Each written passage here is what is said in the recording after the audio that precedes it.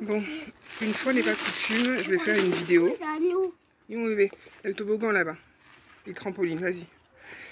Donc je vais faire une vidéo pour lancer une alerte. En général, je l'ai fait à l'écrit. Mais bon, les gens ne lisent pas. Ils sont plus intéressés par l'image. Donc, et aussi, bon, la facilité, clairement, on peut dire ce qu'il y a. Hein. Bon, bah, on va jouer le jeu. J'aime pas ça du tout, mais bon, on va jouer le jeu puisqu'il le faut.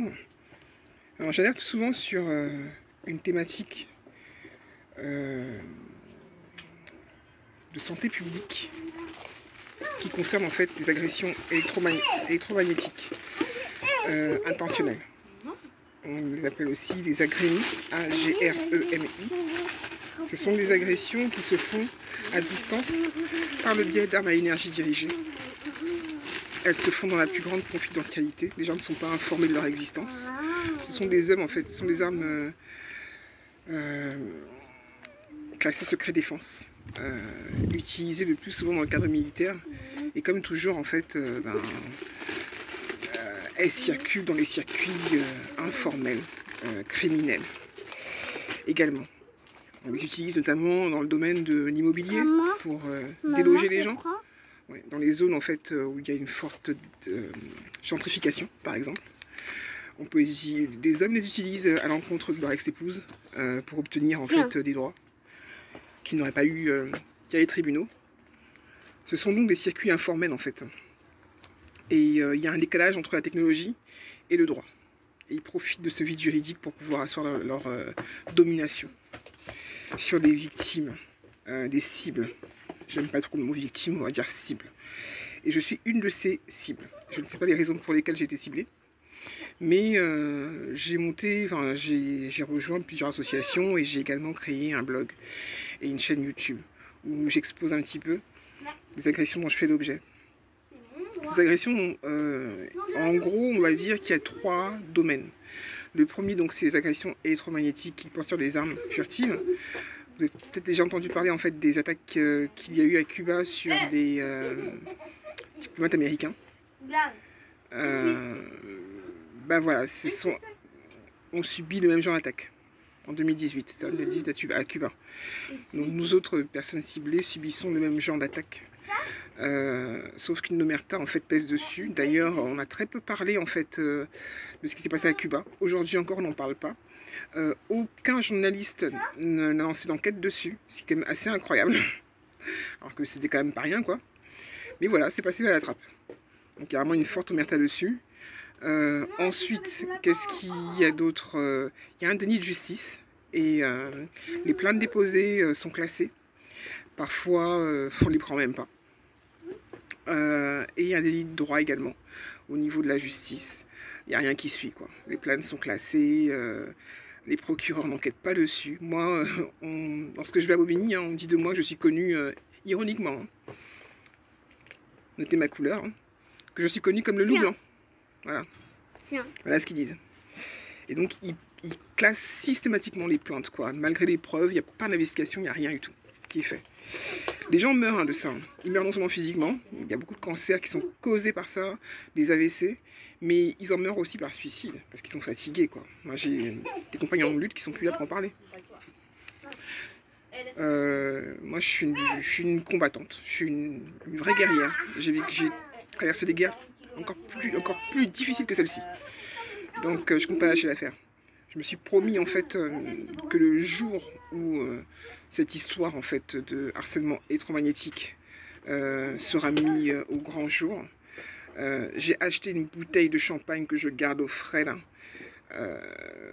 Je vais la déboucher ce jour-là et danser une danse de la victoire et comme ils n'ont pas idée. Parce que je crois fermement qu'ils seront un jour leur exaction sera un jour mis en lumière et on considérera ces crimes comme ils sont, c'est-à-dire des crimes contre l'humanité. Donc, il y a comme je vous le disais, il y a 3 pans. Donc il y a le pan donc harcèlement, donc agression électromagnétique.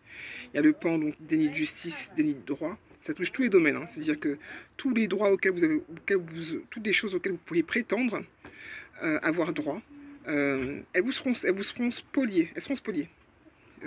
Droit à un héritage, il sera spolié. Droit à un logement, il sera spolié. Droit à la santé même, ce sera spolié. C'est-à-dire que vous n'avez plus accès à rien. Et ensuite, il y a le domaine qui implique la société civile, donc l'entourage. Ça peut être les familles, les amis, les voisins, les collègues, ou même des gens que vous ne connaissez pas. Donc un grand pan de la société civile participe à ça également. Et eux, en fait, ce qu'ils font, en gros, c'est du harcèlement de rue, des campagnes de calomnie. Voilà. Donc vous aurez des pétitions sur votre dos, dont vous ne serez même pas informé d'ailleurs. Des procédures lancées par ces personnes à votre rencontre, à votre insu. Bref, toutes sortes de choses inimaginables par le commun des mortels vous arriveront. Et lorsque vous allez vous en plaindre, on considérera que c'est vous le problème. Et que vous êtes donc paranoïaque, alors qu'il y a des faits. Mais ces faits étant écartés par la justice, bah, finalement il n'y a pas de fait, quoi. Donc, pour revenir à l'objet de ma vidéo, moi cette nuit j'ai eu très peur.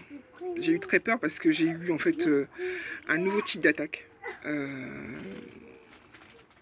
J'arrivais plus à respirer en fait. J'arrivais plus à respirer, j'avais souffle court. La nature de l'attaque était aussi différente des autres. C'était pas les mêmes radiations, pas la même intensité, pas les mêmes symptômes. J'ai eu en fait tout le côté droit, limite paralysé à un moment donné. Au niveau encéphalique, je sais pas scientifique, mais bon, ça va très l'encéphale, au cerveau quoi. J'avais vraiment l'impression qu'on m'avait fait une injection directement dans le crâne quoi. C'était extrêmement douloureux et très flippant. J'ai aussitôt noté en fait un changement de ma carnation, c'est-à-dire que ma peau est devenue comme une grise, et des plaques grises au niveau de la peau, qui n'ont pas entièrement disparu d'ailleurs. Et j'ai allaité ma fille, parce qu'en fait elle est allaitée, donc par automatisme j'ai allaité. Et quelques heures plus tard, j'ai remarqué que ses lèvres étaient violacées à l'intérieur. Voilà. Et ça, en fait, c'était vraiment très troublant, quoi. Je me suis dit, c'est pas comme d'habitude. C'est assez fort pour impacter, en fait, les organes internes, mais vraiment internes, quoi. Alors qu'habituellement, c'est superficiel, là, c'est vraiment invasif. Et en plus de ça, c'est assez costaud pour impacter aussi mon enfant. Donc, j'ai vraiment eu peur.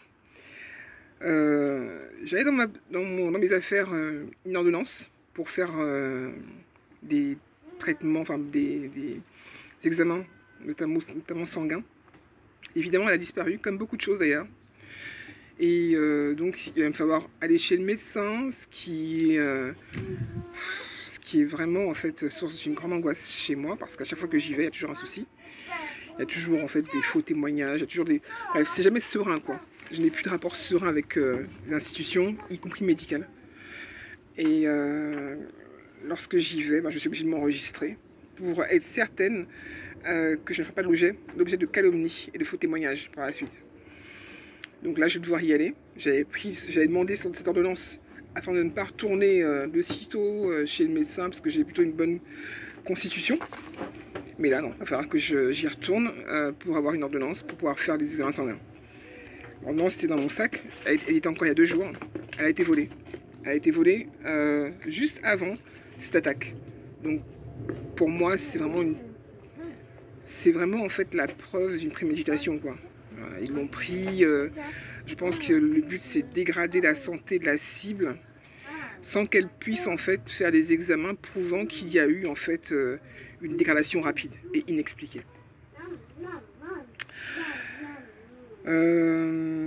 Qu'est-ce que je peux dire d'autre dessus? Oui voilà, donc le but en fait de ceci c'est l'élimination sociale de la cible, c'est la placer en psychiatrie, la pousser en fait, la décrédibiliser totalement, de manière à ce que les attaques et les nombreux délits et crimes dont elles font l'objet passe inaperçue, puisque sa parole sera discréditée.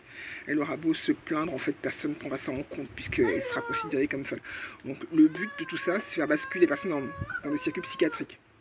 Et je pense que cette nouvelle attaque, précédée du vol de mon ordonnance, pour faire des examens sanguins et un premier palier. Voilà. Ils avaient déjà essayé il y a quelques années, en 2016-2017 déjà, il y avait une tentative qui avait échoué de manière absolument lamentable, parce que c'était fait vraiment par des bleus. Et je leur ai fait comprendre que voilà, quoi, c'était pas possible, hein, ça marcherait pas, dans un état de droit. À cette époque-là, je le croyais fermement.